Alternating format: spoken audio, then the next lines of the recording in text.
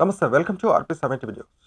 మంచిర్యాల జిల్లా చెన్నూరు నియోజకవర్గంలో అయోధ్య రామ మందిరం ప్రారంభోత్సవానికి అక్షింతలు పంచే కార్యక్రమంలో భాగంగా విశ్వ హిందూ పరిషత్ నాయకుల ఆధ్వర్యంలో శుక్రవారం చెన్నూరు పట్టణంలో పల్లకి సేవ నిర్వహించారు.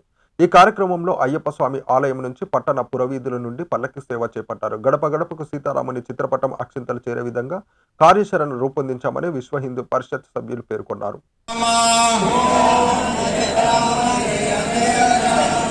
శ్రీరామ జయ రామ జయ జయ రామ శ్రీరామ జయ రామ జయ జయ రామ శ్రీరామ జయ రామ జయ జయ రామ శ్రీరామ జయ రామ జయ జయ